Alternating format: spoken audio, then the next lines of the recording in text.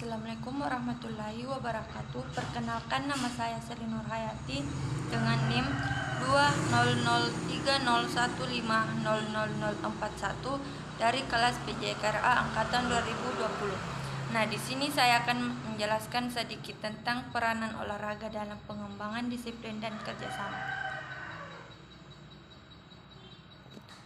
Adapun konsep dasar disiplin yaitu 1. Pengertian disiplin. Secara sederhana, disiplin berarti kontrol penguasaan diri terhadap impuls yang tidak diinginkan atau proses mengarahkan impuls kepada suatu cita-cita atau tujuan tertentu untuk mencapai dampak yang lebih besar. Manifestasi sikap disiplin dapat dilihat dari kesediaan untuk merespon dan bertindak terhadap nilai-nilai yang berlaku dalam bentuk ketentuan, tata tertib, aturan, tatanan hidup, atau kaidah tertentu. Disiplin bukan merupakan sifat mental yang dibawa sejak lahir, tetapi banyak dipengaruhi oleh pengalaman sekitar, khususnya pengalaman pendidikan. Meskipun sifat-sifat kepribadian yang dibawa sejak lahir juga akan ikut menentukan. Kedua, klasifikasi disiplin terbagi dua, yaitu disiplin diri.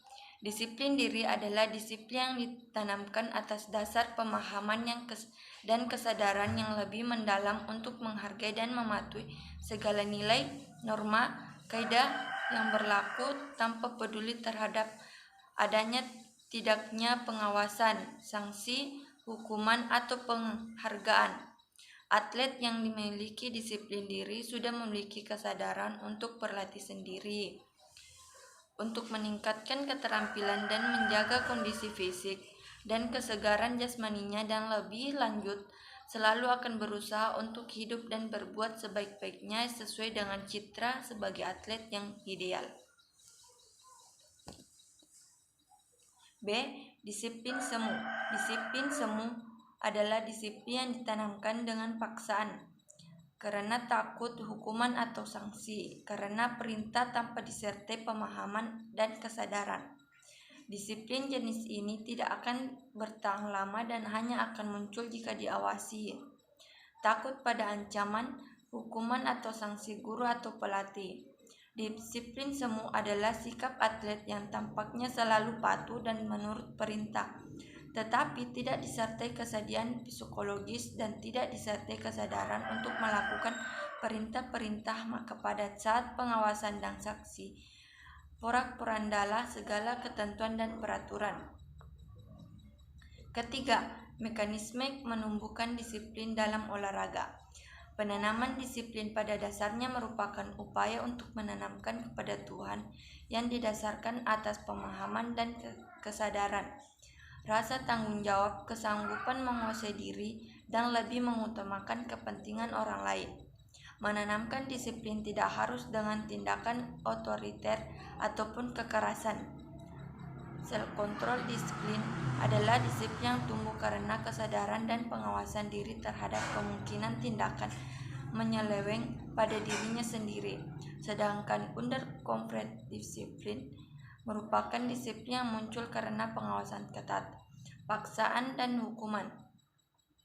Secara bertahap, menumbuhkan disiplin atlet dapat dimulai dengan menumbuhkan disiplin under control, yakni disiplin dengan pengawasan diri dari luar yang dilakukan oleh pelatih atau petugas sampai atlet dapat menguasai dirinya untuk tidak melanggar ketentuan dan peraturan, yang pada akhirnya saya sudah memiliki pemahaman dan kesadaran atlet tersebut akan patuh pada norma-norma.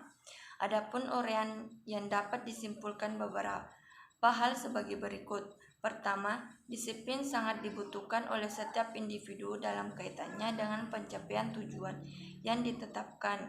Demikian juga untuk atlet. Seorang atlet hanya akan berhasil mencapai prestasi yang tinggi jika memiliki disiplin diri yang baik. Dan kedua, bagi atlet, disiplin diri yang tinggi akan sangat membantu dalam menjaga dan meningkatkan kondisi fisik dalam latihan yang dilakukan, meningkatkan kematangan fisiologi untuk menciptakan citra olahragawan yang sebenarnya. B. Konsep dasar kerjasama. Pertama, pengertian kerjasama. Kerjasama adalah gejala saling mendekati untuk mengurus kepentingan bersama dan tujuan bersama.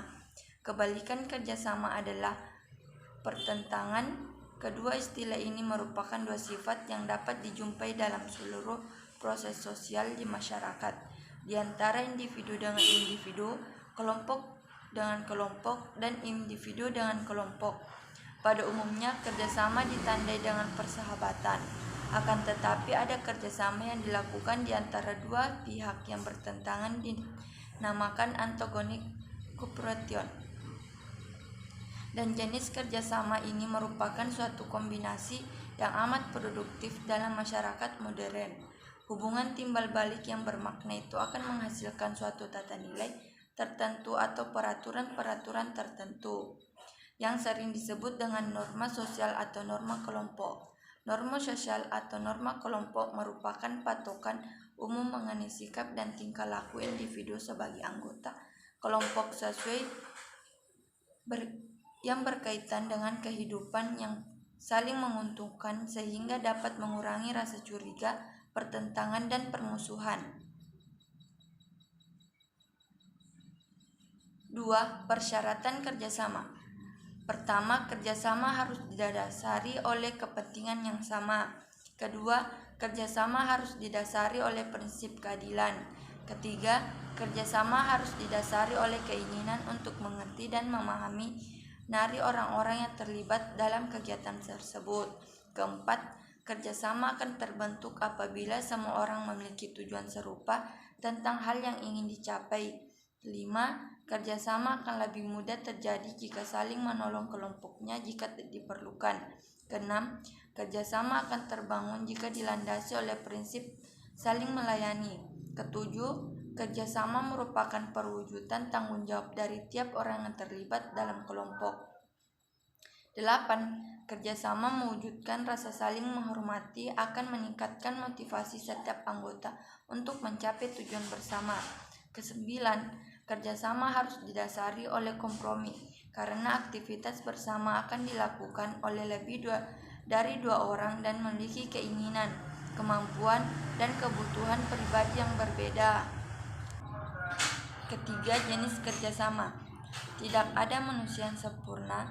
Tiap orang memiliki keterbatasan baik fisik, materi, atau pengetahuan.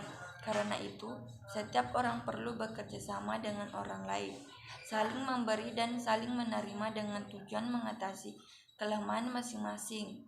Adapun beberapa aspek kerjasama yaitu antara lain: 1. Kerjasama ditinjau dari status pelaku kerjasama, dibedakan menjadi kerjasama setara dan tidak setara. B. Kerjasama ditinjau dari proses kerjanya, dapat dibedakan menjadi kerjasama koaksi, kerjasama suplementer, dan kerjasama diferensiasi. A. Kerjasama ditinjau dari pelaku kerjasama.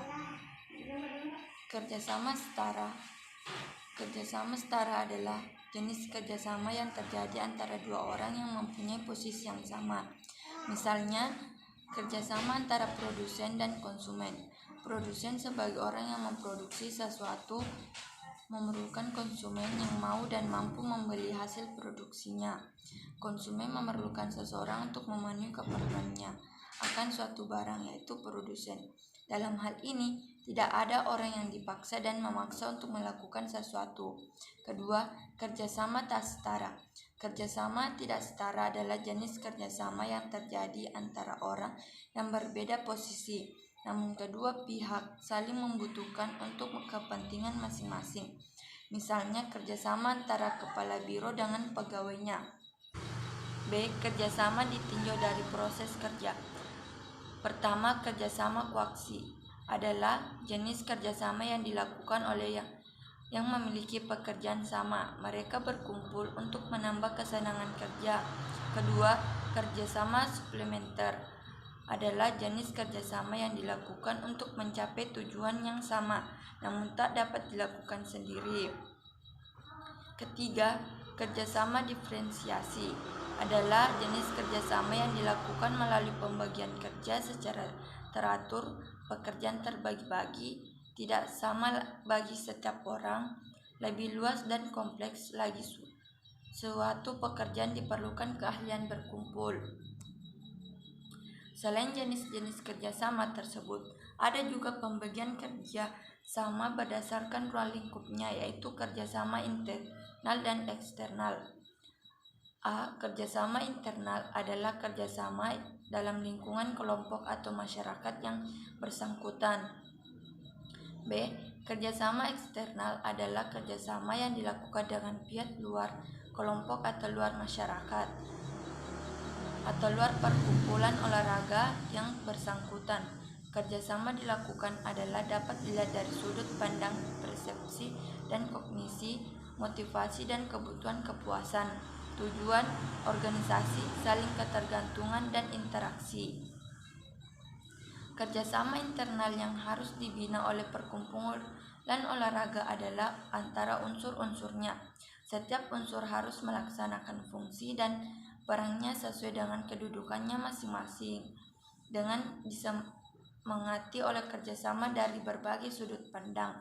Untuk menjalin kerjasama dengan pihak luar secara baik dan berhasil dituntut kemampuan yang makin baik dari masing-masing kelompok atau perkumpulan olahraga atau masyarakat. 1. Tahap-tahap kerjasama. Tahap-tahap kerjasama dapat berlangsung dalam berbagai bentuk sebagai berikut. A.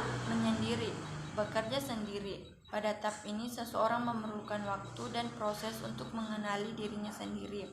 Pemahaman tentang dirinya akan membantu penentuan dengan siapa dengan kerjasama, pada bidang apa, beberapa lama, dan dalam kondisi yang bagaimana.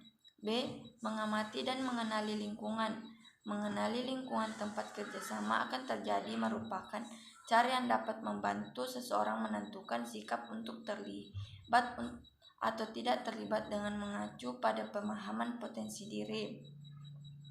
C. Merasa tertarik dan mengadakan penyesuaian diri. Pada tahap ini berdasarkan analisis pada poin A dan B, ketertarikan untuk terlibat pada suatu kerjasama perlu dibarengi dengan upaya penyesuaian. D. Terbuka untuk memberi dan menerima. Kemampuan penyesuaian diri adalah langkah menuju keterbukaan sikap. Orang yang terlibat dalam suatu kerjasama harus mau dan mampu untuk saling memberi dan menerima. Keegoan diri harus dikikis atau paling tidak dikurangi sehingga proses keterbukaan dapat berlangsung. Mungkin sekian dan terima kasih. Wassalamualaikum warahmatullahi wabarakatuh.